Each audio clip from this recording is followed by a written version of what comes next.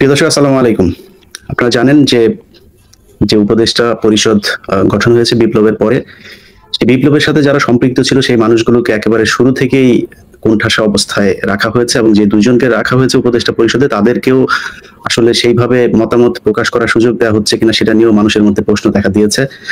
হাসপাতালে এখনো পর্যন্ত যারা আন্দোলনে আহত হয়েছিল তারা কাতরাচ্ছে, তাদের চিকিৎসার অভাবে কারো চোখ নষ্ট হচ্ছে, কারো পা কেটে ফেলতে হচ্ছে, গতকালকে একজন মারাও গিয়েছেন। এমন একটা পরিস্থিতির ভেতরে সংস্কৃতি উপদেষ্টা হিসেবে একজন ব্যক্তিকে আনা হয়েছে, এবং বাণিজ্য উপদেষ্টা হিসেবে, যাদের নিয়ে চরম বিতর্ক রয়েছে। এই যে বিপ্লব, সেই বিপ্লবের চেতনার বিরুদ্ধে যারা দাঁড়িয়েছিল, হঠাৎ করে দুই তিনটা ফেসবুক পোস্ট দিয়ে তারপরে একজন সংস্কৃতি উপদেষ্টা হয়েছেন, সেটা নিয়ে ব্যাপক আলোচনা সমালোচনা হচ্ছে। তারপরেও সরকারের ভেতরে খুব একটা যে তৎপরতা দেখা যাচ্ছে জনগণের এই মতামতকে মূল্যায়ন করার মতো, আমরা তেমন কিছু দেখছি না। এই পরিস্থিতিতে আমরা আজকে একটি বিশেষ আলোচনায় অংশ নিচ্ছি। আলোচনায় আছেন আমাদের সাথে আসলে দুইজনকেই পরিচয় করানোর কিছু নাই, পিনাকি দাদা এবং আসিফ মাহতাব।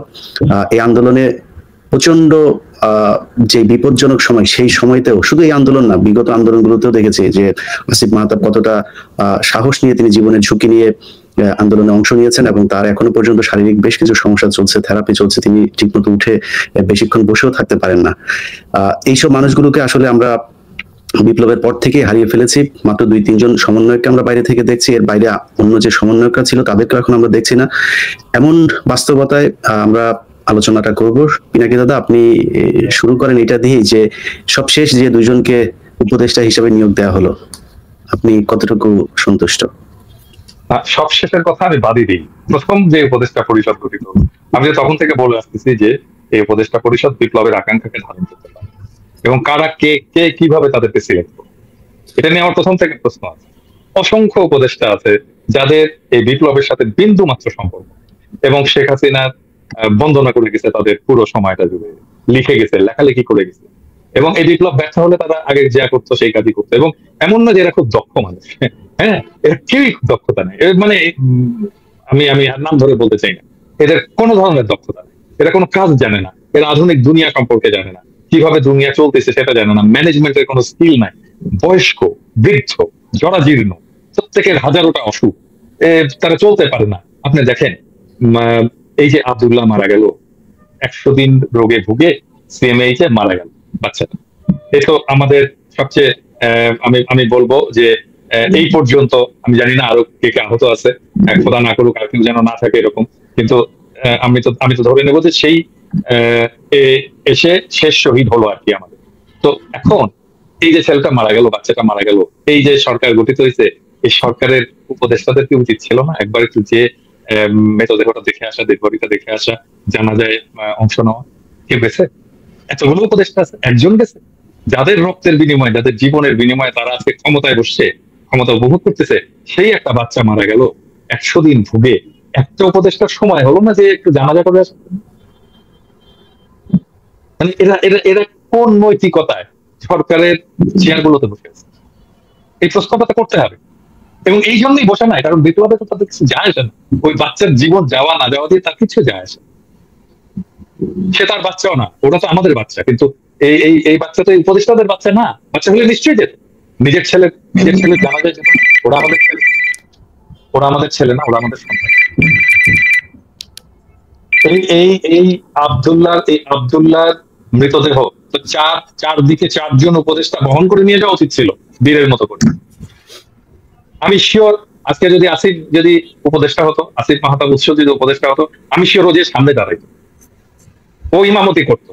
শুধু ইমামতি করতো না, তারপরে ওই খাটিয়া নিয়ে ও সামনে দিয়ে দাঁড়িয়ে যাইতো। আমি শিওর এটা বলে দিতে হইতো না, কারণ ও ওন করে। অত বুক চিতায় তো এই লড়াইয়ে নামছে, ছাত্রদের উৎসাহ দিছে। কয়টা শিক্ষক ছাত্রদের সাথে যে লড়াই নামছিল? আসিফ নামছিল? শুধু নাম ছিল না, গ্রেপ্তার হয়েছে, এবং তাকে যখন নির্যাতন করছে সবাই দেখছে। হাতে পারতো না, হাতে একটা লাঠি ছিল, সেই লাঠি দিয়ে, এবং ওর একটা চিহ্ন আছে আঙুল এরকম উঁচু করে, তাই না? আছে, হ্যাঁ, হাত কিন্তু আঙুল উঁচু করে আছে, মানে একটা সাইন দিচ্ছে, তার বিজয়ের চিহ্ন সে কিন্তু দিয়ে যাচ্ছে। বিশ্বাস অনুসারে, তার ধর্ম বিশ্বাস অনুসারে সে শাহাদাতের চিহ্ন দিয়ে যাচ্ছে। এরকম ছেলে যদি থাকতো, আসিফ যদি থাকতো উপদেষ্টা পরিষদে, আজকে চেহারা অন্যরকম হতো। আজকে আজকে আজকে তো আমাদেরকে প্রত্যেকটা জীব উপদেষ্টাকে জিজ্ঞেস করতে হবে, লজ্জা দিতে হবে, আপনার ছেলে যদি শহীদ হতো আপনি জানাজা করতে যেতেন না? আপনার ছেলে নাও, যারা শহীদ হয়েছে আমরা বলি না ওরা আমাদের ছেলে, যারা আহত হয়েছে আমরা বলি না ওরা আমাদের ছেলে বাচ্চা আমাদের, আপনি যেতেন না? এই তো উপদেশটা আমার। বাচ্চারা রক্ত দিল, আর এই বুড়া আমরা, আমি বলি বুড়া খাটাস, এই বুড়া খাটাস গুলো যে ক্ষমতা ভোগ করছে। না, কালকে রাতে যখন দেখেন, রাতে আসিফ নজরুলের বক্তব্যটা আমি শুনলাম, সেই বক্তব্যের ভেতরে তিনি বলছেন যে ডিসেম্বরের মধ্যে সবকিছু ঠিক হয়ে যাবে, মানে এটা নভেম্বর চলছে, ডিসেম্বর, তার মানে 1 মাস তাদের সময় লাগবে এটা নিয়ে কোনো একটা সিদ্ধান্তে পৌঁছাতে। তো কালকে হাসপাতালে, পঙ্গু হাসপাতালের সামনে গিয়েছিলেন তিনি রাতে, যখন আমি চিকিৎসা নেই। আমি আপনাকে ইলিয়াস, আমি আপনাকে আজকে বলতেছি, আপনি লিখে রাখতে পারেন, কিচ্ছু করতে পারবেন, ওরা জানেই না।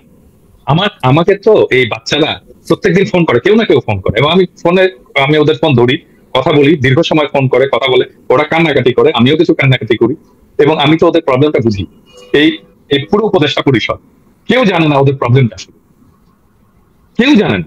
আমি বলতেছি ওরা কেউ জানে না, কথা বলেনি ওদের সাথে, ওদের সমস্যাটা কি জানে না। বললেই হলো 1 মাসের মধ্যে সলভ করবে, জীবনেও পারবে না ওরা কিছু। আমি আজকে লিখে দিতে পারি, যদি কিছু করতে পারে আমি কান কেটে দেবো, কুত্তায় খাও, কান কেটে দিয়ে দেবো, কুত্তায় খাও। না, সে করার জন্য করবে না করবে সেটা তো পরে, মানে করার জন্য ডিসেম্বর পর্যন্ত সময় ওনাদের কেন লাগবে? মানে এই সময়টাতে ডিসেম্বরে পারবে না আইডিয়া, ডিসেম্বরে ওরা পারবে না, ওরা কিচ্ছু করতে পারবে না, কারণ ওরা জানেই না প্রবলেমটা কোথায়।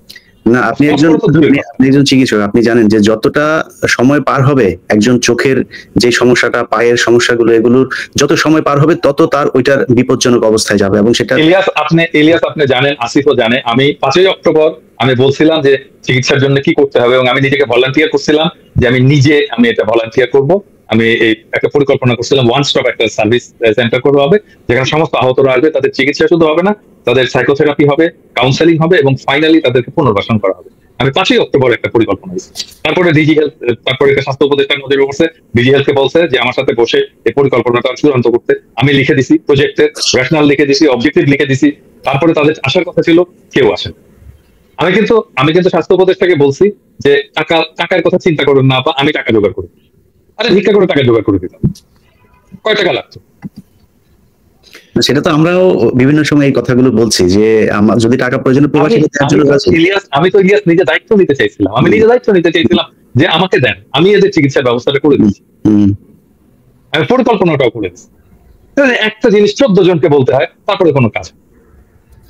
আসিফ মাহতাব, আপনি আন্দোলনের একেবারে শুরু থেকেই ছিলেন, যদিও আন্দোলন শেষ হবার পরে আর আপনাকে আমরা দেখছি না, আপনি সিনের বাইরে চলে গিয়েছেন বা আপনাকে বাইরে রাখা হয়েছে।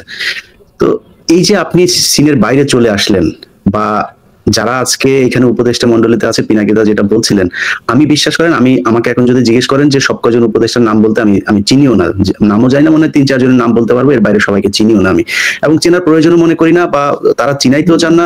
যখন আপনার ইন্টারাকশন হবে, একটা কাজ নিয়ে আপনি কাজ করবেন, বিভিন্ন বিষয়ে, যেমন আওয়ামী লীগের একজন মন্ত্রী, সে স্বরাষ্ট্রমন্ত্রী ছিল, স্বরাষ্ট্র মন্ত্রণালয়ে সে বিভিন্ন কাজ করতো, মানে ভালো খারাপ সেটা পরের কথা, সে করতো, যে কারণে আমরা দেখতাম, মানে ওনারা কোথাওই নাই, মানে ওনারা করেন কি আসলে, মানে ওনারা কি সারাদিন ঘুমান না কি করেন এটাও আমরা জানি না। তো এই যে আপনি বাইরে চলে গেলেন, মানে আপনি কি এমনিতেই বাইরে আছেন, নাকি আপনার সাথে কি এই যে সরকার, একটা বিপ্লবী সরকার আমরা যেটাকে নাম দিয়েছে, সেই সরকারের পক্ষ থেকে কোনো ধরনের যোগাযোগ করা হয় কিনা, বা কোনো ধরনের নীতি নির্ধারণী পর্যায় থেকে আপনার সাথে কোনো বক্তব্য নেওয়া হয়েছে কিনা এখন পর্যন্ত? এইখানে কিছু বিষয় আমি ফার্স্টে ক্লিয়ার করতে চাচ্ছি। সেটা 1 নম্বর বিষয় হচ্ছে যে বিপ্লবী সরকারের ডেফিনেশনটা কি আসলে। বিপ্লবী সরকারের মধ্যে তো যারা একটা বিপ্লবী আদর্শ থাকা লাগবে, তাই এটা গণ অভ্যুত্থানে আমাদের কোনো ক্লিয়ার বিপ্লবী আদর্শ নাই। ফর এক্সাম্পল, আমার আদর্শ obviously I was inspired by my religion, যেটা আমাকে অনেক ইন্সপায়ার করেছে বিপ্লবে যোগ দেওয়ার জন্য। নীতি নৈতিকতা ওখান থেকে আসছে, বাট অনেকের এখান থেকে আসে নাই। সো বিপ্লবী সরকার যদি গঠন করতে হতো, তো বিপ্লবী সরকার তো হয় বিপ্লবী দিয়ে। আপনি বিপ্লবের মধ্যে যারা ডিরেক্টলি ইনভলভ না, তাদেরকে নিয়ে যদি আপনি বিপ্লবী সরকার গঠন করেন, সেটা কিভাবে বিপ্লবী সরকার হয়? এখন বিষয়টা হচ্ছে যে আমাকে কোনোভাবে তারা কোনো কন্ট্যাক্ট করে নাই, অ্যাজ ইফ আমার এখানে কোনো কন্ট্রিবিউশন নাই। যেখানে ইটস ওকে, মানে আই ডোন্ট পার্সোনালি কেয়ার। আমি বাংলাদেশের এই সব আপনারা জানেন, আপনারা রিপোর্টার, আপনারা জানেন যে আমি বাংলাদেশের একদম ফার্স্টে থেকে এই আন্দোলন, শুধু এটা না, আমি বাংলাদেশের প্রথম প্রাইভেট ইউনিভার্সিটি রাস্তায় নামায় রোড ব্লক করা, সেটা আমি ফার্স্টে করি। ইট ওয়াজ মাই প্ল্যান। হ্যাঁ, আমার ওই স্ট্র্যাটেজিটা আমি যদি দেখান, আমি এখন এই মুহূর্তে আমার কম্পিউটার থেকে বের করে দিব আমার ডিটেল স্ট্র্যাটেজি, তো সেটা আমি ফার্স্টে করি। তো আমি বাংলাদেশের জন্য করে আসছি, এই কিছু পাওয়ার আশায় না যে আমি কিছু একটা পাবো, আমাকে কেউ একটু রেসপেক্ট বেশি দিবে, এরকম না। আমি এখানে এই জন্য কিছু করি নাই। সো তারা যদি সরকার ঠিক মতো চালাতে পারতো, that's fine, I am happy. আপনি যদি দেখেন আমার স্ট্যাটাসগুলি, আমি প্রথমে খুবই খুশি হয়েছিলাম যে হ্যাঁ, সরকার গঠন হয়েছে, ইটস ফাইন, আমার দরকার নাই। হাউএভার, দিন যত যাচ্ছে তত কিছু প্রবলেম আমি দেখতে পাচ্ছি, যে this is clearly discriminatory government. সে বৈষম্য বিরোধী দাবি করছে বা সে নিজেই বৈষম্য করছে। তারা তাদের এজেন্ডা, তাদের আইডিয়ালস যেটা বাংলাদেশের সাথে যায় না, সেই ধরনের আইডিয়ালস এবং দর্শন সেটা চাপিয়ে দেওয়ার যত রকম কাজ কারবার সেটা করছে। জনগণের যে দ্রব্যমূল্য হার, বিভিন্ন সমস্যা, একদম 5ই অক্টোবর আমিও লিখেছিলাম যে সবার আগে উচিত হচ্ছে শহীদ এবং আহতদের চিকিৎসা করা, সেটাও তারা ফেলিয়ার। এই একটা কাজেও তারা সাকসেসফুলি করতে পারেনি, কারণ আমি এখনো মানুষকে দেখি যে তারা বাসার মধ্যে গুলি ভিতরে ঢুকে বসে আছে, তাদের কোনো খোঁজ খবর নাই, মানে তাদের যে কোনো একটা প্রসেসে আনা হবে সেটাও নাই। তার মানে they are failure in every level. So এই জন্য আমি আসলে এটাকে বিপ্লবী সরকার হিসেবে ধরতে পারছি না, দুঃখজনক ভাবে। আমি এটাকে বিপ্লবী সরকার বলবো না। আমি যদি আরেকটু ফার্দার ইলাবোরেট করি, সেটা হচ্ছে যে এই সরকারটা মূলত যাদেরকে নেওয়া হচ্ছে তারা এনজিও সেন্ট্রিক। এখন এনজিও চালানো আর জনগণের নেতৃত্ব দেওয়ার ভিতরে আকাশ পাতাল পার্থক্য আছে। এনজিওরা যেমন নম চমস্কি আপনারা সবাই জানেন, পৃথিবীর মধ্যে one of the number one political thinker, সে এরকম বলেছে যে একটা অর্গানাইজেশন, এনজিও অর্গানাইজেশন একটা ফ্যাসিস্ট বা একটা টোটালিটেরিয়ান একটা সিস্টেমের মতো, যেখানে এনজিও যে মাস্টাররা তারা যেটা বলে ওয়ার্কারদের সেটাই করতে হয়। তাদেরকে ছাঁটাই করতে চাইলে করে দিতে পারে, তাদেরকে যাকে ইচ্ছা তাকে নিতে পারে, তার কালচার, অফিস কালচার, সেগুলো সবই বিয়ে করে এনজিওরা। তো তারা যদি দেশটাকে এনজিও মনে করে যে আমার এই দেশের জনগণ, আমি যাকে খুশি তাকে নিব, আমি যা খুশি তাই করবো, আমি আমার আদর্শ চাপাই দিব জনগণের উপর, দ্যাটস এ প্রবলেম। বিকজ জনগণের দ্বারা সরকার, সরকারের দ্বারা জনগণ না। এনজিও মানে ওয়ার্কার চালিয়ে অভ্যস্ত, এনজিও কারো মানে কিভাবে বোঝাবো, যে কারো আন্ডারে তারা তো থাকে না। কারণ এখন আমরা বলি সিভিল সার্ভেন্ট, তারা কিন্তু সিভিল সার্ভেন্ট, জনগণের দাস মানে সার্ভেন্ট তারা। তো তারা এইভাবে ট্রিট করছে না, তারা আমাদের উপর বলে দিচ্ছে যে এই যে আমরা এই লোকটাকে নিলাম। ওয়েল, আপনি নিলেন কেন? আপনি কাকে জিজ্ঞেস করে নিলেন? কি প্রসেসে নিলেন? আপনি বললেন হয়ে গেল? হ্যাঁ, এই তার মানে কি আপনারা কি আমার মাস্টার নাকি? You work for me, I don't work for you. না, এখানে খালি এটাই না, আরো কিছু জিনিস দেখছি যে ধরেন প্রথম আলো এবং ডেইলি স্টার, আমরা যে এইটা সবচাইতে বেশি গুরুত্ব সহকারে দেখছি যে যারা যারা প্রথম আলোর হয়ে কাজ করতো, ডেইলি স্টারের হয়ে কাজ করতো, তারা এখানে আসছে। আপনি যদি এই আকিজ গ্রুপের কথাই বলেন, তারা শ্রেষ্ঠ সম্ভবত একটা অ্যাওয়ার্ড পেয়েছিল কয়েকদিন আগে ডেইলি স্টারে, best business person of the year. হ্যাঁ, তারপরে ফারুকি হওয়ার পর থেকে সারা দেশের মানুষ যখন কিনা তার বিরুদ্ধে তাকে নিয়ে সমালোচনা করছে, হাস্যকর মনে করছেন, 8 পাস একজন ব্যক্তি আমাদের উপদেষ্টা, যিনি কিনা সার্বক্ষণিক গাঁজায় মত্ত থাকতেন এই সবিরহাটের এখানে, এরপরে রিহাব খেটেছেন যিনি, যার বিরুদ্ধে মানে বিকৃত যৌনাচারের অভিযোগ আছে, এমন একজন বিকৃত মনা, প্রচন্ড রকমের ইসলাম বিদ্বেষী একজন মানুষকে এখানে দেওয়া হয়েছে। প্রথম আলো প্রতি ঘন্টায় ঘন্টায় তার পক্ষে নিউজ করছেন। এছাড়া আমরা যখন কিনা পিনাকিদা ডেইলি স্টার নিয়ে কথা বলছেন, আমি প্রথম আলো নিয়ে কথা বলছি, আমরা মানে এদের বিরুদ্ধে যখন এই যে এটা বিশাল ভারতের যে হেজিমনি, তাদের বিরুদ্ধে যখন কথা বলছি, তখন আমরা দেখছি যে আসিফ নজরুল, তারপরে রেজওয়ানা, এরপরে প্রধানমন্ত্রীর প্রেস সচিব যিনি আছেন শফিক, আমি ওনাকে আসলে উনি শফিকুল আলম, উনি যে আসলে এই 15 বছর কোথায় ছিলেন আমি জানি না। তো হঠাৎ করে এসে ওনারা এত বড় দেশপ্রেমিক হয়ে গেলেন, এত বিপ্লবী সরকারের পার্ট হয়ে গেলেন। এখন এই প্রথম আলো আর ডেইলি স্টার থেকে আসলে দাদা আপনি তো বলছেনই বেশ কদিন ধরে, এখান থেকে মানে মানুষকে বের করবো কিভাবে, বা মানুষকে সেটা মানে মানুষ তো বুঝতেই পারছেন যে তারা যে প্রথম আলো এবং ডেইলি স্টার যে সরকারকে কিভাবে প্রভাবিত করছেন, কিন্তু আমরা সরকারকে কিভাবে প্রভাবিত করব, বা সরকার জনগণ দ্বারা কবে কিভাবে প্রভাবিত হবে? সরকারের কথা বলতেছেন? হ্যাঁ, সরকার প্রভাবিত হবে না। হ্যাঁ, প্রভাবিত হবে না, কারণ তারা যেটা মনে করে সেটাই তারা করবে। হ্যাঁ, এবং তারা বলেন আমাদের ভুল হলে ধরায় দেবেন, আমরা সংশোধন করব। একটা জায়গায় দেখছেন ভুল সংশোধন করছে? একটা জায়গায় একটা দেখান তো যে ভুল ধরায় দেওয়া হয়েছে, সংশোধন করছে। সেদিন দেখলাম, পরশুদিন দেখলাম কোন একজন ভদ্রলোক লিখছেন যে আপনারা তো বলেন যে ভুল হয়েছে, ভুল ধরায় দিলে সংশোধন করবেন, ধরায় দিলাম ফারুকির নিয়োগটা ভুল হয়েছে এবং সংশোধন করে। হ্যাঁ, তারা কখনো কোনো ভুল তারা সংশোধন করে কখনো, এবং তারা যেটা মনে করছে সেটাকেই প্রতিষ্ঠা করার চেষ্টা করে গেছে গায়ের জোরে। হাসিনা যেভাবে করতো ওরা সেভাবে করে, একই জিনিস। মানে হাসিনারও ভোট লাগতো না, এটাও তো ভোটের সরকার না, তো এরাও মনে করতেছে যে আমরা আরেকটা হাসিনা হয়ে গেছি, ক্ষমতায় গেছে আমরা আরেকটা হাসিনা। কোনোদিন আমরা যতগুলো প্রশ্ন তুলছি, উত্থাপন করছি, কোনোটার জবাব পাইছে? কেউ পাইছে? একজনকে দেখান যে ঠিক আছে আমার কথা বাদই দেন, আমরা নয় 2 পয়সা ইউটিউবার। অন্য তো অনেক প্রশ্ন তুলছে, তাই না?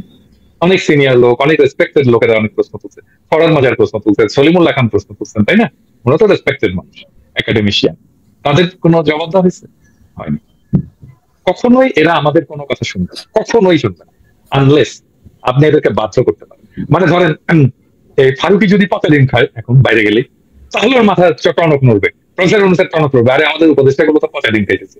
হ্যাঁ, পচা টমেটো খাইতেছে, তখন ওদের টনক নড়বে যে না, লজ্জা তো ধরেন, লজ্জা তো দাদা ধরেন ওই যে আমাদের গ্রামের একটা কথা আছে না যে একজনকে বিচারে জুতা দিয়ে পিটাইছে, পেটানোর পরে বলছে যে আমার জুতা দিয়ে পিটাইছে, মান সম্মান আছে, যদি আরেকজনের জুতা দিয়ে পিটাইতো তাইলে কি অবস্থা হতো? আপনি ফারুকের যে ডিম পচা যে মারবেন, মানে ওকে আসলে ও সোশ্যাল মিডিয়ায় দেখে না কি হচ্ছে ওরে নিয়ে, এরপরও লজ্জা হয় না? ওরে ডিম জুতা টুতা খাইলেও লজ্জা হবে কিনা সেটা আসলে আচ্ছা আচ্ছা, একটা ইন্টারাপ্ট করি। আজকে খুব একটা ইন্টারেস্টিং জিনিস দেখলাম আমি, কিন্তু ওনার ফেসবুকে যে ফেসবুকে উনি আজকে স্ট্যাটাস দিল যে ওনার ব্যাপারে যেগুলো পোস্ট দেওয়া হচ্ছে তার অনেকগুলো মিথ্যা। এখন ওনার প্রোফাইল থেকে আমি নিজে, যেই প্রোফাইলে উনি এই পোস্টটা দিয়েছে সেই প্রোফাইলে আমি নিজে যে উনি যে এলজি এগুলো সাপোর্ট করে, সমকামিতা সমর্থন করে, এগুলি যে পোস্ট সেটা আমি নিজে স্ক্রিনশট নিয়েছি। আজকে যে দেখি নাই, তার মানে উনি ডিলিট করেছেন। উনি যদি এত এই সব যদি মিথ্যাচার হয় তাহলে উনি ডিলিট করলো কেন ওনার পোস্ট? ওটা তো আমি নিজে করেছি কাজটা। সো ডিলিট করে তো লাভ নেই, এগুলো তো এখন সবার হাতে হাতে চলে গিয়েছে, সে ডিলিট করলেই হবে? সে তো সে বোয়াগ, এবং তার যে সিনেমা নাটকগুলো আছে সেগুলো সে ডিলিট করবে কিভাবে? আমি আজকে কথা বলছিলাম বুঝছেন একজনের সাথে, তার একটা নাটক আছে, নাটকের নাম হচ্ছে, নাটক হচ্ছে, আমি নামটা ভুলে গেছি, এই যে দেশাত্মবোধক গানের একটা কথা আছে ওই গানের নামে, সেটাতে জামাত ইসলামের আপনার গোলাম আজম টাজম এদেরকে নিয়ে কটাক্ষ করে করা আছে। তিনি করছিলেন, বাইরে ছিলেন, বাইরে থেকে সেটে গিয়েছেন, সেটে যাওয়ার পরে একটা শুটিং হয়েছে, ওইখানে শুটিংটা ছিল হচ্ছে মিছিল করবে, জামাত ইসলামের একটা মিটিং হবে, গোলাম আজমের সামনে গোলাম আজম, যে গোলাম আজমের চরিত্র অভিনয় করছে তাকে সামনে রেখে পেছনে একটা ইয়ে হবে। তো সেই মিছিলটা উনি আবার যেহেতু ডিরেক্টর সেটে এসে তারপরে ওই মনিটরে দেখছেন ফুটেজ গুলো কি হলো, সেই ফুটেজ দেখার পরে ইচ্ছা মতো গালাগালি, এবং ওর সেটে নাকি প্রচন্ড রকমের গালাগাল করা হয়, এটাও প্রমোট করে, মানে খামোখা একজনকে ধরেন আমরা বলি না এই ভাই এদিকে, উনি নাকি ওইখানে একটা খারাপ ভাষায় গালি দিয়ে তাকে ডাক দেয়, এটা ও নর্মাল একটা জিনিস। সেখানে সে গালাগালি শুরু করছে যে এই শুটিং আবার করতে হবে, মিছিলটা আবার করাইতে হবে। কেন? বলছে মিছিলে সবার মাথায় টুপি দেওয়া লাগবে, টুপি নাই কেন? মানে এই টুপি আর দাড়ি ওর বিভিন্ন সিনেমাগুলোতে যে এটা করা হয়েছে, এবং নিজেরও তো দাঁড়িয়ে আছে, নিজেরও মাথায় টুপি আছে, নিজেও তো দাঁড়িয়ে আছে, অন্য টুপি। হ্যাঁ, তো এগুলো করে সে এগুলো তো আর সরাইতে পারবে না, তার ফেসবুক পোস্ট সরাই তো লাভ নাই না। উনি কালচারের উপদেষ্টা, এটা কিন্তু একটা সিরিয়াস ইস্যু, কারণ উনি কালচার মানে ডিভাইস করবেন, আমাদের কি কালচার দ্বারা দেশ শাসিত হবে বা দেশের কালচারটা কি হবে সেটা উনি নির্ধারণ করবেন, উনি পলিসি মেক করবেন, উনি ওখানে পুশ করবেন। তো এখন উনি কি আমাদের দেশের কালচারের রিপ্রেজেন্ট করে? আর যদি করে থাকে তাহলে গভর্নমেন্ট আমাকে এটা দেখায় যে কিভাবে তাকে নিয়োগ করা হলো বা কিভাবে উনি আমাদের কালচার রিপ্রেজেন্ট করে, মানে এটার অ্যানসারটা কি? বিএনপির একটা অংশ তাকে সাপোর্ট করতেছে। হ্যাঁ, এবং যুক্তি হচ্ছে যে সে এই হাসিনা শাসনের যে ন্যারেটিভ, হ্যাঁ, সেটা তৈরি করবে, যেটা দেখে হাসিনার শাসনের বিরুদ্ধে ঘৃণা উৎপাদন হবে। আরে বেটা, এই শেখ মুজিবের শাসন, হাসিনার শাসনের বিরুদ্ধে ন্যারেটিভ কারা তৈরি করছে এতদিন ধরে? কারা তৈরি করছে? ফারুকি তৈরি করছে। ও করতে পারবে ন্যারেটিভ কিভাবে তৈরি করতে হবে জানে, জিন্দেগিতে করতে পারবে একটা পলিটিক্যাল ন্যারেটিভ তৈরি। করতে হবে ন্যারেটিভ তৈরি, উনি করুক, উনি ওনার জায়গা থেকে করুক, কিন্তু উপদেষ্টা, কালচারাল উপদেষ্টা, উনি কালচার নির্ধারণ করবে সেটা তো না। আমাদের কালচার তো শুধু অ্যান্টি শেখ হাসিনা না, আমাদের কালচার তো আরো মানে বড় একটা বিষয়, তাই না? Just anti Sheikh Hasina narrative উনি ওনার জায়গা থেকে করুক না, উনি নাটক সিনেমা বানাচ্ছে ওখানে, ওইটা পারবেন। অ্যান্টি শেখ হাসিনা ন্যারেটিভ, ফ্যাসিবাদের বিরুদ্ধে ন্যারেটিভ ও তৈরি করতে পারবে না। এটা তো একটা স্কিল লাগে, স্পেসিফিক স্কিল লাগে। ওটা লিখুক তো, একটা উপন্যাস লিখুক তো। না, ওর বেশিরভাগ নাটকগুলোই নাকি আপনার ওই আরেকজনের নাটকই করে নেয়, এবং এটা নিয়ে তার সাথে বেশ কয়েকজন তার জুনিয়র পরিচালক যারা আছে তাদের সাথে সে বিট্রে করেছে, যে কারণে মিডিয়াতে সবাই এই বিষয়গুলো জানে। এবং একটা হচ্ছে পিক পকেট, তার একটা আছে, আরেকটা হলো শনিবারের বিকেল। এই শনিবারের বিকেলে সে হচ্ছে ওই যে হোলি আর্টিজান নিয়ে আপনার বাংলাদেশে কিন্তু এটা আপনার মুক্তি পায় নাই, অথচ সেটা ইন্ডিয়াতে মুক্তি পেয়েছে, বুঝছেন? মানে এটার পুরো প্রযোজনা, টাকা পয়সা, ফান্ডিং যা যা সব সে ভারত থেকে পেয়েছে। তো আমরা সরাসরি এমন একজন মানুষকে আমাদের সংস্কৃতির দায়িত্ব দিয়েছি যিনি কিনা ভারতের হয়ে কাজ করেন, প্রথম আলো, ডেইলি স্টারের এজেন্ডা বাস্তবায়ন করেন। ইন্ডিয়ান নায়ক নায়িকা ছাড়া তার সিনেমা তো হয় না। এবং তার হওয়ার পরে আপনি একটা নায়ক লাগবে। হ্যাঁ, তো আমি জানি না, হয়তো হইতে পারে যে, বুঝছো, ওই যে আমি তো বলছিলাম আসিফ নজরুল, আপনারা আমি ধরবো না যদি এরপরে উপদেশটা একজন ইন্ডিয়ান নায়িকা নিয়ে আসেন, তাহলে তো ইন্ডিয়ান নায়িকা যাদের সাথে কাজ করে তাদের নিয়ে আসে। এটাও হইতে পারে যে, বলতে পারে আপনি তো বলছিলেন আপাতত ফারুকিকে আসছি যে ইন্ডিয়ান নায়িকা নিয়ে কাজ করে, এরপরে সরাসরি নায়িকা নিয়ে আসবো উপদেশ। আপনার প্রতি ব্লেমটা তো মনে হয় আপনার প্রতি পড়ে তাহলে। না, আপনার কথা তো রাখছে, তাহলে একটা জায়গায় রাখছে দেখা যায়। এবং আপনি দেখেন যে প্রথম আলো তাকে যেইভাবে করতেছে, এই একটা জায়গা, আরেকটা হচ্ছে চঞ্চল চৌধুরী, যে কিনা পলাতক, যারা খুঁজতেছে বাংলাদেশের মানুষ ভারতের এই দালালি করার জন্য। সেই চঞ্চল চৌধুরী কিন্তু তাকে নিয়ে প্রথম আপনার অভিনন্দন জানায় এই করছে ফেসবুকে। মনীষা, হ্যাঁ, জনসন চৌধুরী, মনীষা। না, এই সবগুলো যেগুলো লুকাইছিল সবগুলো এখন একে একে বের হবে, সবগুলো এই ফারুকই বের করবে সব কথা। এবং আমার ধারণা যে প্রোটেকশনে তাদেরকে বের করবে। নাসিরউদ্দিন ইউসুফ এরাও বের হয়ে আসলে আমি অবাক হব না, চলেও আসতে পারে। বের হবে, রামেন্দ্র মজুমদার বের হবে।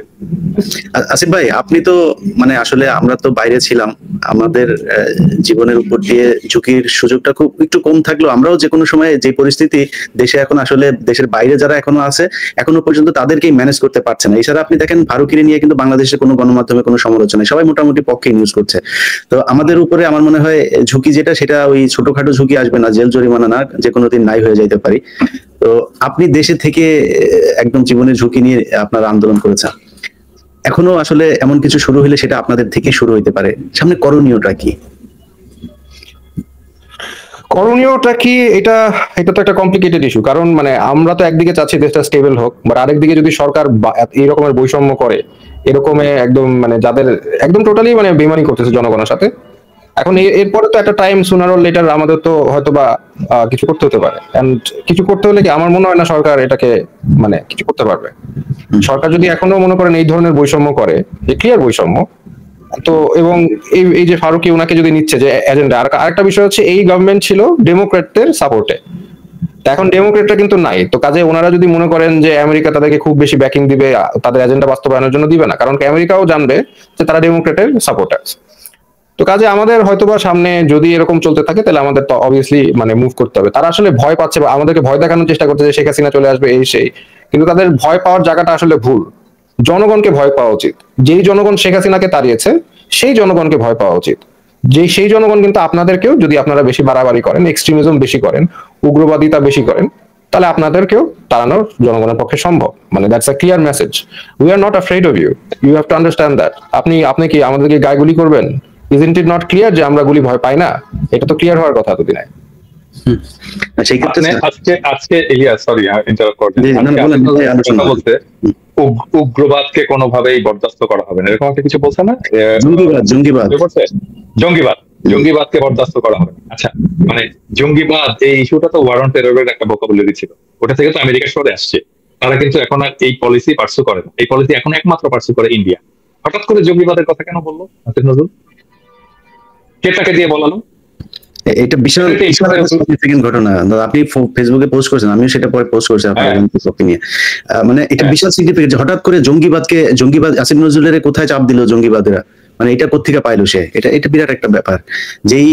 যেই জঙ্গিবাদের তকমা নিয়ে আসিফ মাহতাবরা এতদিন মানে সামনে দাঁড়াইতে পারে না, কিছু বললেই জঙ্গিবাদের নিয়ে হয়তো আপনার মানে ওই কি বলে ট্রান্সজেন্ডারের বিরুদ্ধে কথা বললেও আসিফ মাহতাবদেরকে আপনার জঙ্গিবাদ বলা হইতো। আমরা যদি মাঝে মধ্যে 2-1 রাকাত নামাজ পড়ি সেটার জন্য জঙ্গিবাদ বলা হয়, দাঁড়িয়ে রাখলে সমস্যা, ইফতার করলে সমস্যা, টুপি মাথায় দিলে সমস্যা। যাই হোক, এই সমস্যাগুলো নিয়ে আমরা এতদিন ছিলাম। এখন আসিফ নজরুল কি সেটা বাংলাদেশের মানুষ আমার মনে হয় চিনবে, এবং আসিফ নজরুলকে চেনার জন্য খুব বেশি পেছনে যাওয়ার দরকার নেই। তিনি সেই দাদা, এই জিনিসগুলো আপনি জানেন যে সেই যে কি বলে জাহানারা ইমামের সময় ওনার ভূমিকা কি ছিল। এরপরে উনি প্রথম ব্যক্তি যিনি কিনা ওয়াজের বিরুদ্ধে কথা বলেছিলেন, সাইদিকে নিয়ে তিনি লিখেছিলেন আপনার সম্ভবত বিচিত্রা, সেই শাহরিয়ার কবিরের সম্পাদনায় তিনি লিখেছিলেন যে এক ধর্ম ব্যবসায়ীর উত্থান, এই শিরোনাম দিয়ে তিনি লিখেছিলেন। তো আসিফ নজরুল মাঝখানে রয়ের যেই কাজগুলো তারা করে, প্ল্যান বি হিসাবে একটা পক্ষকে দাঁড় করায়, আস্তে আস্তে তাদেরকে মনে হয় যেন তারা বোধহয় আসলে আমাদের মতোই ডানপন্থী লোক, পরবর্তীতে সুযোগ মতো তারা কাজে লাগে। আমার ধারণা সেই কাজে লাগাচ্ছে দাদা। এখন আমাদের আমি আরেকটা জিনিস বলি, এই আন্দোলনের সময় আমি এই বিএনপির লোকেরা এবং ইয়েরা তারা সবাই সারাক্ষণ আমাকে বলতো, দাদা আপনি একটু মাদ্রাসার ছাত্রদেরকে বলেন, ওদেরকে একটু নামতে বলেন, ওই জায়গা থেকে একটু নামতে বলেন, হাটাজারি থেকে একটু নামতে বলেন, যাত্রাবাড়ি থেকে একটু নামতে বলেন। এবং এই যে যাত্রাবাড়িতে ঢাকাতে যে সবচেয়ে হিরোইক ফাইটটা হয়েছে এটা তো যাত্রাবাড়ি, তাই না? ওই অঞ্চলটা কারা করছে? মাদ্রাসার ছাত্ররা করছে। ওই ফাইটটা মাদ্রাসার ছাত্ররা করছে, মূলত মাদ্রাসার ছাত্র। এবং যখন রক্ত দেওয়ার দরকার পড়বে, যখন প্রতিরোধের দরকার পড়বে, যখন বীরত্বের সাথে ফাইট করার দরকার পড়বে, তখন মাদ্রাসার ছাত্র বলতে বলতে একেবারে মুখে ফেনা তুলে ফেলবে। আর যখন মাদ্রাসার ছাত্ররা এই কাজটা করে ফেলবে, তখন ওরে বাবা, বাংলাদেশ মৌলবাদী দেশ হয়ে গেল, বাংলাদেশ ইসলামপন্থী দেশ হয়ে গেল। এই মাদ্রাসার ছাত্র সব দখল করে নিল, এই মাদ্রাসার লোকেরা এসে পেশাব করলো ঢাকা ইউনিভার্সিটিতে, এসে ঢাকা ইউনিভার্সিটির পরিবেশ নষ্ট করে ফেললো, এই করলো সেই করলো, এই জমায়েত করলো। নিশ্চিত আছে এদের মানসিকতা চিন্তা। আপনার মাঝখানে একটা পোস্টের কথা মনে আছে দাদা, ওই যে প্রথম আলো, আমি খেয়াল করিনি এটা, আপনার পোস্ট দেখে তারপরে খেয়াল করলাম, তারা ওইটাকে স্পন্সর করছে, আপনার বুস্ট করছে, যে জাহাঙ্গীরনগর বিশ্ববিদ্যালয়ে ছাত্র শিবিরের বিরুদ্ধে বামপন্থীদের 2.5 জন লোক তারা হ্যাঁ মিছিল করছে, সেটা প্রথম আলো আবার স্পন্সর করছে, এটা বুস্ট করে তারপরে মানুষকে জানাচ্ছে বামপন্থীদের সেই মিছিলের কথা। তো ছাত্র শিবির তো কিভাবে চলে সেটা তো ছাত্র শিবির সেই তাদের দক্ষতা দেখিয়ে দিয়েছে। ছাত্র শিবির ওই যে বাম দলের যে মিছিল ছিল, ওই মিছিলের মধ্যে যে 12 জনের মধ্যে 6 জন শিবির করে না, এটা কে জানে? তো লাভ নাই আসলে। না, এইখানে আমার মনে হয় যে এই কারেন্ট এই মানে এনজিওগ্রাম গভর্নমেন্ট, তো এনারা হচ্ছে হয়তো একটা ট্রাই করবে যে ইন্টারন্যাশনালি আমাদের সবাইকে ইনক্লুডিং আমাকেও একটা এই হিসাবে এক্সট্রিমিস্ট হিসাবে, যেখানে মনে করেন আমার সব ধর্মের মানুষের সাথে আমার খুব ভালো সম্পর্ক, নাস্তিক থেকে শুরু করে আপনি মানে বৈদিক ধর্ম বলেন, খ্রিস্টান বলেন, সব ধর্মের মানুষের সাথে আমার অত্যন্ত, বুদ্ধিস্ট বলেন, ফ্রেন্ড আমার ভর্তি, সব ধর্মের মানুষের সাথে আমার ভালো সম্পর্ক। সেখানে তারা হয়তো বা they are going to try and sell যে আমি হচ্ছে এক্সট্রিমিস্ট, আমি মৌলবাদী, যেগুলো তারা ন্যারেটিভ, ওয়ারান্টের ন্যারেটিভ তারা বলে, তারা এটা চেষ্টা করবে, আমাকে ডিফেম করার চেষ্টা করবে, আমার এটাই মনে হচ্ছে। মানে মানে আমাকে ধরেন, আমি যখন মানে জেলে আমাকে পাঠায়, তখন মনে করেন যে হিন্দু ছেলেরা, খ্রিস্টান ছেলেরা মানে কিভাবে আমাকে রেসপেক্ট সম্মান করলো ওখানে, সেটা আপনি যদি দেখতেন যে তাহলে বুঝতেন। বাট তারপরেও মনে করেন তাদের যে ন্যারেটিভটা, সেটা তারা ইন্টারন্যাশনালি বিল্ড করার আমার মনে হয় চেষ্টা করবে ফর ইন্টারন্যাশনাল সাপোর্ট, কারণ তাদের international support I think is এখন একটু নড়বড়ে ট্রাম্প জেতার পর থেকে। জি দাদা, আমাদের এখন আসলে করণীয় কি, আসলে কি করা উচিত? কারণ বাংলাদেশের মানুষ তো এখনো পর্যন্ত আমরা মানে আমি জানি না যে মিডিয়া গণমাধ্যমে এখন পর্যন্ত এই যে এত নাকি হাজার হাজার বিলিয়ন বিলিয়ন ডলার নাকি বিদ্যুৎ খাত থেকে গিয়েছে, এত নাকি লুটপাট, এমপি মন্ত্রীরা এত কিছু করেছে, বাংলাদেশের গণমাধ্যমে কোনো নিউজ নাই এখনো। আপনি নিশ্চয়ই আমার মতো একই রকম পান, ইমেলে সারাক্ষণ আসতে থাকে, আমি ইমেলে এই 200 জিবি আপনার কিনতে হয়েছে, এত ফুটেজ দিয়ে পাঠায়। তো মানে এই যে বাইরের এই গণমাধ্যমের যে অল্টারনেটিভ হিসেবে যে এখনো পর্যন্ত আমাদের কাছে মানুষের চাওয়া যে কি করতে হবে ভাই, কি হচ্ছে, দেশ কোন দিকে যাচ্ছে, আসলে কি করা উচিত বাংলাদেশের মানুষের এখন সামনে করণীয় কি? এটা একটা খুবই ডিফিকাল্ট সিচুয়েশন, মানে এটা তো আপনার অস্বীকার করার কোনো উপায় নেই, আমরা কেউই অস্বীকার করি না যে এই সরকার তো আমাদের লড়াইয়ের ফলেই আসছে, আমরা তাদেরকে পছন্দ করি, উপদেষ্টাকে পছন্দ করি আর না করি, এটা তো আমাদের লড়াইয়ের সরকার। তো এই সরকার ফেল করুক এটা আমরা নিজেরাও চাই না, এবং আমার মনে হয় এখানে আমরা যারা আছি তারা কেউই চাই না। আবার এটাও ঠিক, এরা যে সমস্ত কাজ করে যাচ্ছে সেটাকে সহ্য করাটাও আমাদের জন্য মুশকিল হয়ে গেছে। তাহলে এখন করণীয় আমাদের একটাই আছে, যে সরকারকে আমাদের শক্তি এটা বুঝতে হবে, আমাদের শক্তিকে মান্যতা দিতে হবে, এবং এটা যদি মান্যতা না দেয় সরকার, তাহলে এই সরকারের সাথে হেড অন কলিশনে যেতে হবে আমাদের। মান্যতা এখন কিভাবে দেবে? আমরা তো এর আগে অনেকবার, আমি বললাম না যে আমরা এর আগে অনেক ভুল ধরাই দিছি, অনেক সময় ক্ষমা চাইতে বলছি, কোথাও কখনো তারা ক্ষমা চায়নি, ভুল স্বীকার করেনি। হ্যাঁ, আজকে শুনলাম যে ওই আহত ছাত্রদের ওইখানে যে নাকি শুধু ক্ষমা চাইছে, যে এটা আমাদের ভুল হয়ে গেছে। বাট ফারুকীকে এই মন্ত্রিসভা থেকে বাদ দিতে হবে, এটা ফার্স্ট। ফারুকীকে যদি মন্ত্রিসভা থেকে বাদ না দেয়, এই সরকারের এই সরকার শুধু ফারুকী না, এই সরকারের প্রত্যেকটা বিষয়ের বিরুদ্ধে আমাদের রেজিস্ট্যান্স জারি রাখতে হবে এবং এটাকে তীব্র করে তুলতে হবে। হ্যাঁ, আমি আজকের ভিডিওতে দেখলাম, মানে আমি তো ভিডিও স্ক্রিপ্ট লিখি, এটা ঠিক, কিন্তু আমি যখন বলি তখন তার স্ক্রিপ্ট মেনে বলি না, নিজের যেভাবে আসে আর কি সেটা বলে দেয়। আজকে আমি দেখলাম যে আমি এই উপদেষ্টাদেরকে তুই তোকারি করে গালাগালি করছি। আমি এটা ওই যখন রেকর্ড করছি তখন বুঝতে পারিনি, আজকে শোনার সময় দেখলাম যে আমি তুই তোকারি করে গালাগালি করছি। হাসিনা সরকারকে বা হাসিনাকে আমি তুই তোকারি বলতাম, তুই বলতাম, কিন্তু এটা বলার জন্য আমি একটা সময় নিয়েছিলাম, হয়তো 2-3 বছর অ্যাক্টিভিস্ট হওয়ার পরে আমি যে তুই বলছি, আমি হাসিনাকে মাতারিও বলছি, মানে শেষ দিকে তো আমি মাতারি বলতাম।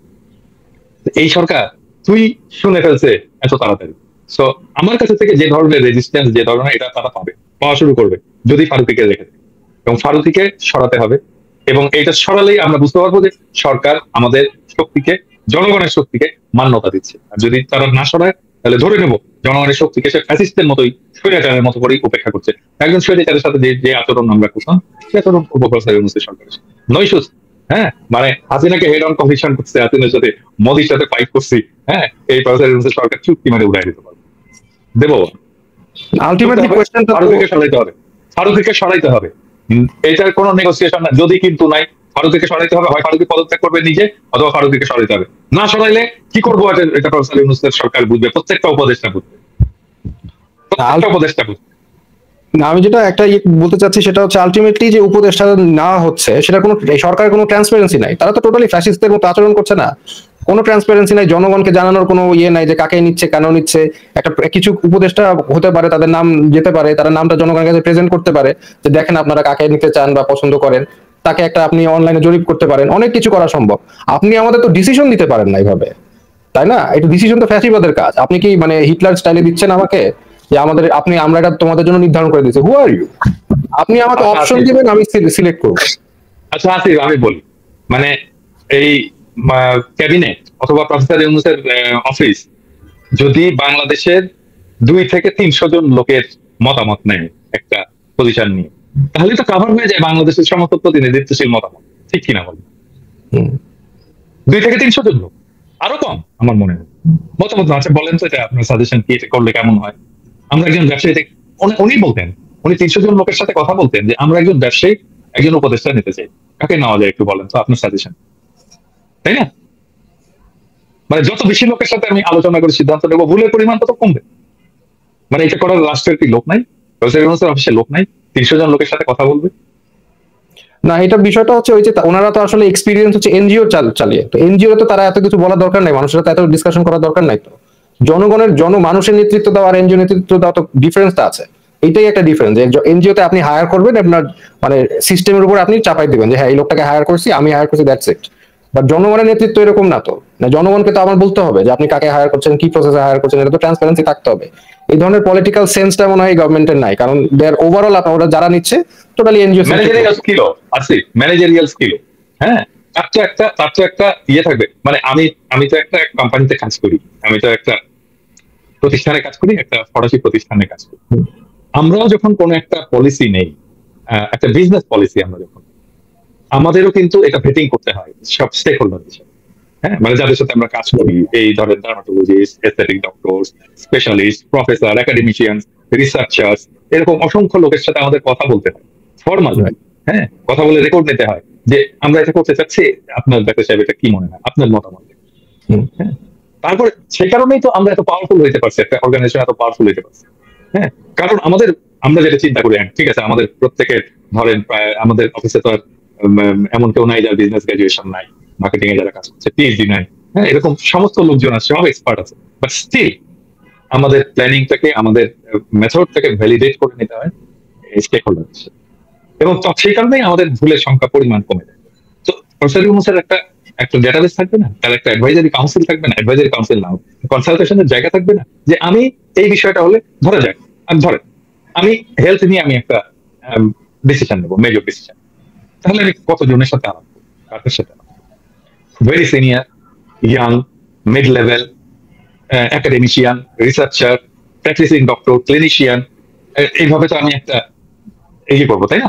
করে বা হেলথ অ্যাডমিনিস্ট্রেটর, এরকম করে আমার একটা প্যানেল থাকবে যার সাথে আমি কথা বলবো, যে আচ্ছা বলেন তো এটা এই ডিসিশনটা নিয়ে যাচ্ছে, এটা আপনার ইয়ে। আরে মাথার মধ্যে থেকে তো চিন্তা বাড়ায় না, এটা তো এইভাবে চলে না দুনিয়া। এটা তো ওদেরকে বুঝতে হবে, আসলে জানি না দুনিয়াটা কেমন করে চলে, কারোর সাথে কোনো কথা, কারোর সাথে কোনো আলাপ নাই, মাথার মধ্যে যেটা আসতেছে মতিউর রহমান আর মাহফুজ আনাম যেটা বলতেছে ঠিক সেটাই। মানে ম্যাসিভ নেপোটিজম, মানে এক্সট্রিম লেভেলের নেপোটিজম। তাদের লোক তারাই দিবে, তাদের আদর্শ, তাদের দর্শন, তার বাইরে কাউকে একসেপ্ট করবে না। এটা তাদের মানে ম্যাসিভ নেপোটিজম আমার মনে হয়। হ্যাঁ, ওই তো রক্ত দেওয়ার সময় মাদ্রাসার ছাত্র, আর ক্ষমতায় বসার সময়, চেয়ারে বসার সময় প্রথম আলো লেগেছে। হ্যাঁ, এটাই হচ্ছে বাংলাদেশের সুশীলদের, এটাই হচ্ছে বাংলাদেশের সুশীল এলিটদের স্ট্র্যাটেজি। বাট এলিটটা গেল কি হবে? এলিট ওখানে গেল কি হবে? সেটাই তো একটা কোয়েশ্চেন না। এত এলিট যাবে কি হবে? কোন প্রসেসে গেল? আমরা কি ওদেরকে বসানোর জন্য আমাদের এখানে স্টেক হোল্ডার নাই? আমাদের বলার অধিকার নাই কে বসবে কে বসবে না? আন্দোলন কি ওইটা তো আসিফ প্রথম দিনই হয়ে গেছে। আর্মি চিফ ডাকছে সবাইকে, ব্যাং ব্যাং করতে করতে চলে গেল। আরে তুমি বিপ্লব করছো, আর্মি চিফ টাকা কে? তুমি আর্মি চিফকে বলবো আমাদের এখানে আসেন, ইউনিভার্সিটিতে আসেন, ঢাকা ইউনিভার্সিটিতে আসেন, হোটেল শেরাটনে আসেন, দরকার ঢাকা ক্লাবে আসেন, এখানে আলাপ করি।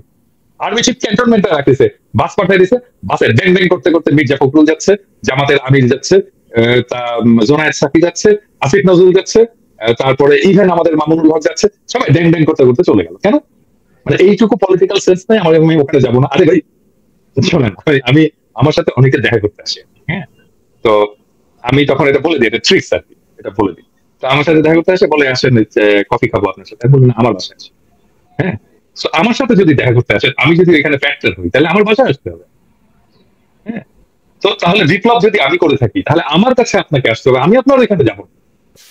আমি তো প্রথমেই আমি আমি হার স্বীকার করে নিলাম, আমি তো প্রথমেই আপনার সুপিরিয়রিটি, আপনার আপনার হায়ার পজিশন আমি স্বীকার করে নিলাম, সেই জন্য আমি তো গেলাম আপনার ওইখানে।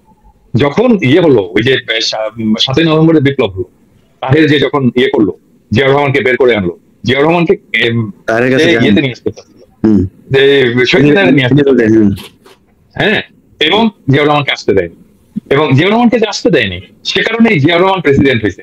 জিয়াউর রহমান যদি শহীদ মিনারে আসতেন তাহলে তাহের প্রেসিডেন্ট হতো, হ্যাঁ, কর্নেল তাহের প্রেসিডেন্ট হতো, মানে তাহলে নিয়ন্ত্রণটা তাহেরের কাছে চলে যেত।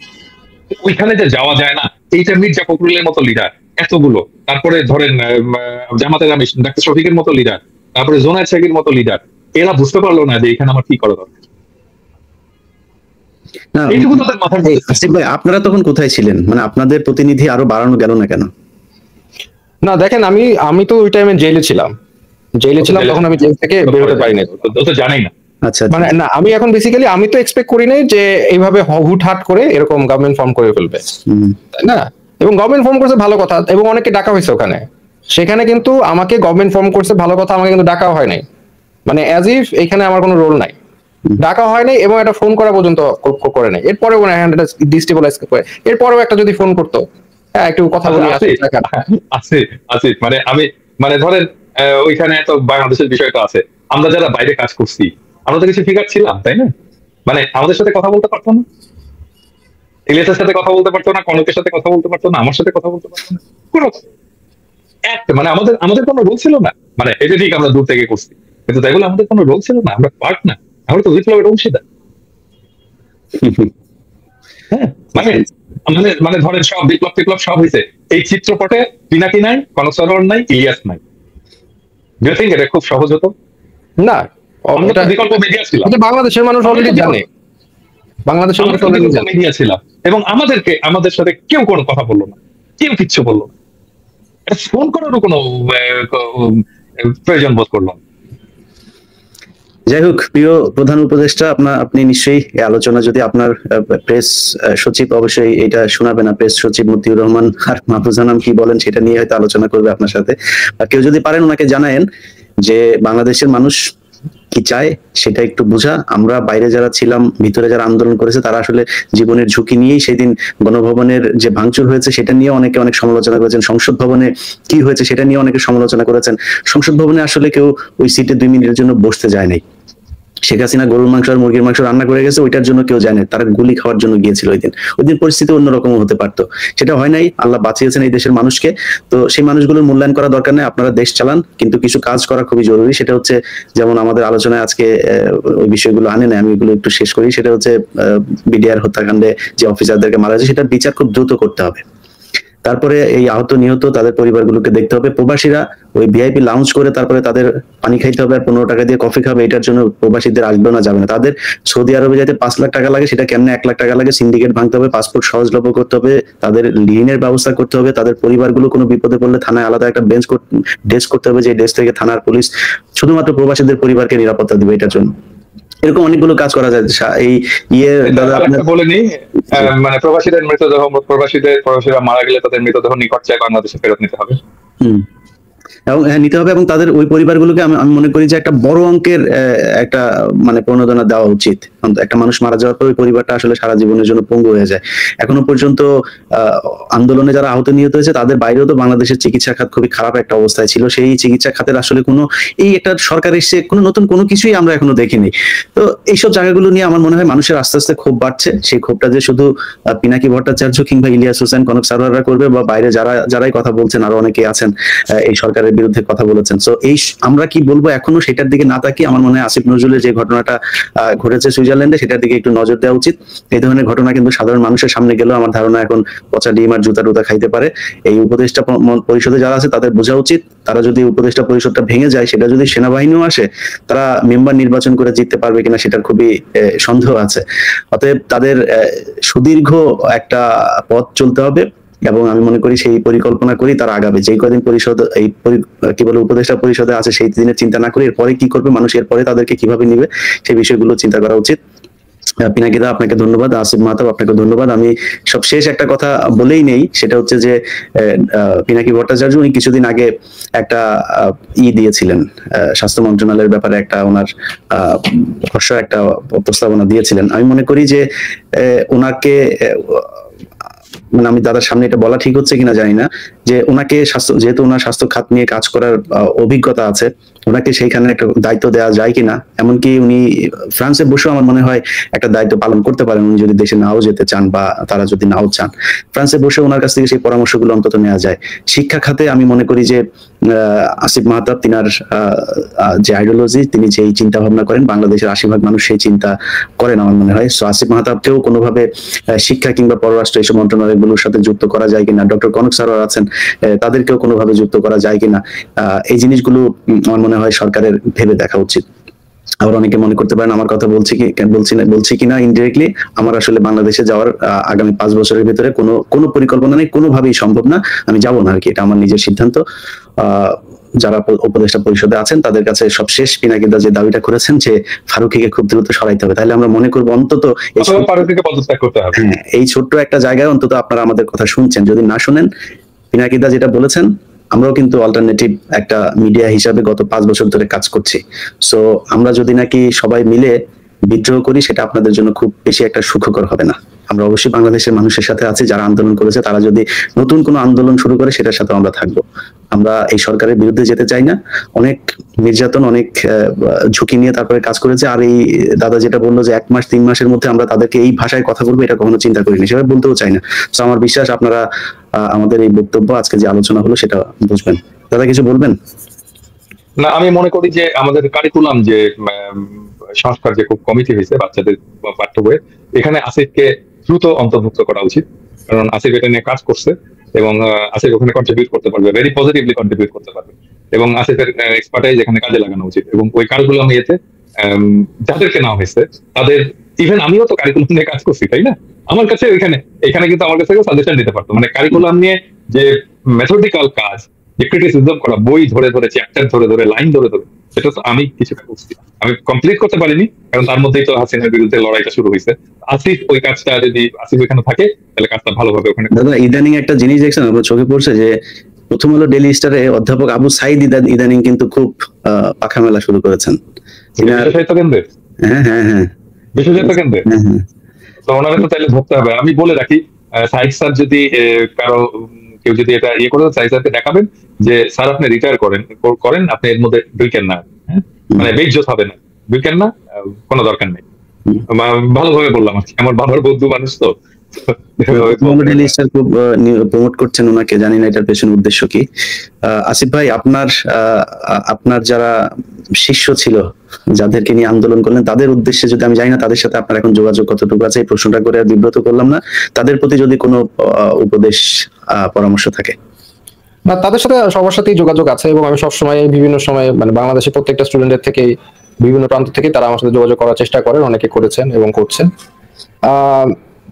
তাদের কাছে উপদেশ হচ্ছে বা সাজেশন হচ্ছে যে আমরা বৈষম্য, যদি অ্যাটলিস্ট প্রাইভেট ইউনিভার্সিটি স্টুডেন্টদের সাথে যদি যখন বৈষম্য হচ্ছে, এটা আসলে আমরা ইনিশিয়ালি অনেক ছাড় দিয়েছি, বিকজ আলটিমেটলি স্টুডেন্টের থাকার কথা ইউনিভার্সিটিতে পড়াশোনা করতে। বাট আপনাদের সাথে যদি বৈষম্য এই লেভেলের করা হয়, সেই ক্ষেত্রে আমার মনে হয় আপনাদের আবার সোচ্চার হওয়া উচিত, যে বৈষম্য যাতে না করা হয়, এইভাবে আপনাদের ভয়েস রেজ করা উচিত আসলে। কারণ মানে আমরা যথেষ্ট পরিমাণ টাইম দিয়েছি, আমরা যথেষ্ট পরিমাণ মানে পেশেন্স দেখিয়েছি। আই থিঙ্ক মানে ওই ফারুকী উনি একটা রেড লাইন, ওই রেড লাইনটা ক্রস করেছে।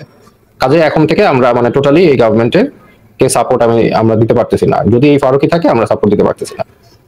দাদা একটা গুরুত্বপূর্ণ আলোচনা আমি বাদ গেছে আমাদের, সেটা হচ্ছে যে এই যে শেখ মুজিবের ছবি রাখা নিয়ে, এটা আপনি কিভাবে দেখছেন? আমি তো এটা নিয়ে ইলিয়াস, আমি এটা নিয়ে প্রথম থেকে তো বলে আসতেছি, তাই না? এবং একজন করে ধরাই দিচ্ছিলাম যে কে কে রাখতেছে, হ্যাঁ, কিছু কিছু নামানো হয়েছে। কিন্তু দেখেন, এই ফারুকীর মাথার পিছনেও আছে, তারপরে বাণিজ্য উপদেষ্টার মাথার পিছনেও আছে, এবং তাদের কোনো এটা নিয়ে কোনো স্যাদব্যাদ নাই, কোনো হেরে। আমরা বলে যাচ্ছি, আমরা বকে যাচ্ছি, ওনারা শুনে যাচ্ছে। হ্যাঁ, মানে আমি যদি দেশে থাকতাম, তাহলে আমি সরাসরি সচিবালয়ে ঢুকে নিজের হাতে সবগুলো রুম থেকে ব্যাগ করে ফেলে দিতাম। এরকম কেউ নাই কেন বাংলাদেশে? এই কাজটা কেন করতে পারে না? ছাত্রদেরকে আমি বলি, ছাত্রদেরকে আহ্বান জানাই, হাসনাত সার্জিস এদেরকে বলি যে তোমরা ঢুকে এই কাজটা করে ফেলো, সচিবালয় ক্লিন করো, সচিবালয় যেন কোনো শেখ মুজিবের ছবি না থাকে। হাসিনার ছবি যেন না। এটা ছাত্রদেরকে বিতর্কের ঊর্ধ্বে একজন ব্যক্তি হিসাবে দাঁড় করানোর, একটা চরিত্র হিসাবে দাঁড় করানোর চেষ্টা করে তারা, যে শেখ মুজিবকে নিয়ে বিতর্ক নেই, শেখ মুজিব আপনি যে বই লিখেছেন কে করে এটাই তো বিএনপি থেকেও তো বলা হচ্ছে যে উনি হচ্ছে বিতর্কের ঊর্ধ্বে। আপনার দেখেন না মির্জা ফখরুল ইসলাম আলমগীরের বুকে চিন চিন করছে, হায় বলে ওই যে 5 তারিখে এই করা। মানে আমি এই ব্যাপারে একটু কড়া কথাই বলছি, গতকালকে বাংলা ভিশনে একটা সাক্ষাৎকার নিছিল। আমি আবারও বলতে চাই, শেখ মুজিব, আওয়ামী লীগ এদেরকে যারা পুনর্বাসন করতে চাইবে, তারাও ধ্বংস হয়ে যাবে। হ্যাঁ, আর কি বলবো, জি করুক, চেষ্টা করুক, তারাই ধ্বংস হয়ে যাবে। জি প্রিয় দর্শক, আপনারা ভালো থাকবেন। আর সব শেষ সেনাবাহিনীকে বলবো যে কোনো ধরনের ডানে বায়ে মোচড়ামুচড়ি বন্ধ করবেন। এই সুযোগে নিয়ে আমরা আওয়ামী লীগ কিংবা সেনা শাসন কোনোটাকেই বাংলাদেশের মানুষ মেনে নেবে না। কারণ বাংলাদেশের মানুষ, অ্যাজ আমাদের ভাই আসিফ ভাই সেড, যে আপনাদের বুকে যে গুলি নিতে পারে বাংলাদেশের মানুষ, এটা বাংলাদেশের মানুষ প্রমাণ করেছে। অতএব এটা নিয়ে কোনো